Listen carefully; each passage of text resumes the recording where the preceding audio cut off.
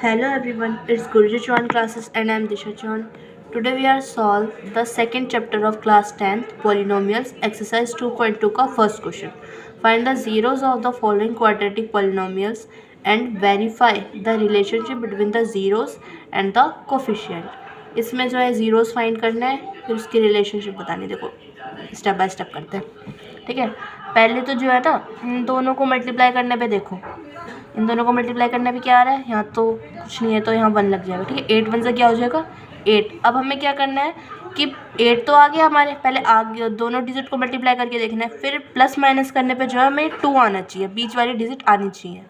इसमें ये कैसे करेंगे, इसके पहले फैक्टर्स देखो क्या क्या है.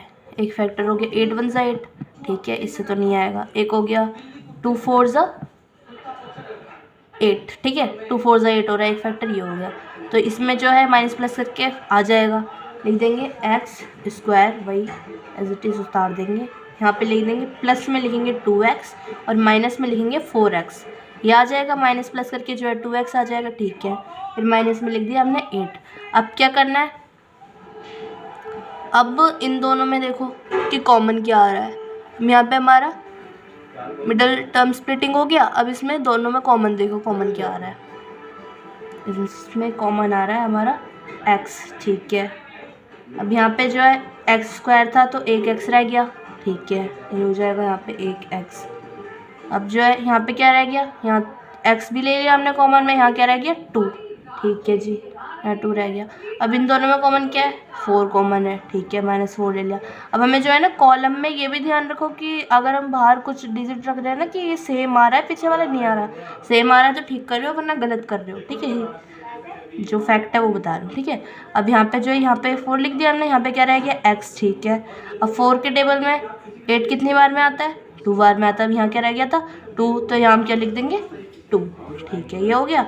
अब हमारे पास एक क्या निकल गया है, एक निकल गया है x - 4, एक निकल के आ गया x + 2.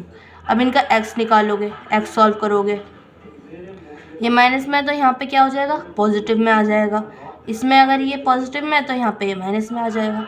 ये निकल के आ गए, x की वैल्यू निकल के आ गई.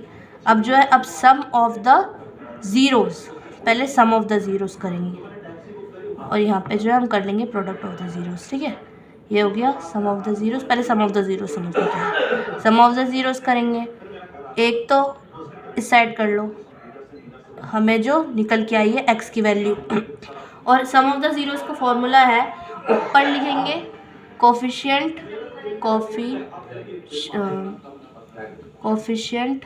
ऑफ x, नीचे रखेंगे कोफिशिएंट ऑफ x स्क्वायर. ठीक है, ये इसका फॉर्मूला है, जिस हिसाब से हम करेंगे. ठीक है, कोफिशिएंट ऑफ x क्या हो रहा है हमारा 2. ठीक है, कोफिशिएंट ऑफ x स्क्वायर क्या है 1. ठीक है, मतलब 2 ही हो गया. और कोफिशिएंट ऑफ x जो है ना वो माइनस में लेना है हमने, इसमें लेना है माइनस में. ठीक है, अब 4 में से 2 गए, माइनस प्लस माइनस होगा. ठीक है, -2 आ गया. यहाँ पे भी हमारा जो माइनस में लेना है, ये फॉर्मूले में माइनस में लेना है, यहाँ पे आ गया -2. ठीक है, ये हमारा वेरीफाई हो गया. ठीक है, यही है सम ऑफ द ज़ीरो. अब प्रोडक्ट ऑफ द ज़ीरोज़ देखो, प्रोडक्ट ऑफ ज़ीरो होगा. अब जो हमने यहाँ पे सम में, यहाँ सम का मतलब होता है प्लस, प्रोडक्ट का मतलब हो गया मल्टीप्लाई. अब यहाँ पे जो हमने यहाँ पे 4 और 2 को प्लस माइनस में करा है ना, यहाँ पे इनटू में करना है हमने.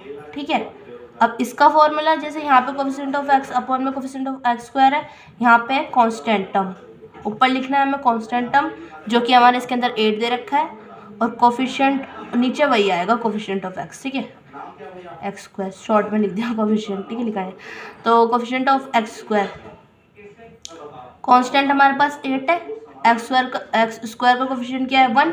ठीक है, मल्टीप्लाई करने पे यहाँ पे क्या आएगा 4 2 सा 8. ठीक है, यहाँ पे माइनस में लेना है, यहाँ पे भी माइनस में आ जाएगा. ये हो गया हमारा आंसर. ठीक है, ये हो गया हमारा first option solve. Thank you. अगर आपकी इस वीडियो से हेल्प होती है so please like the video and subscribe the channel. Thank you.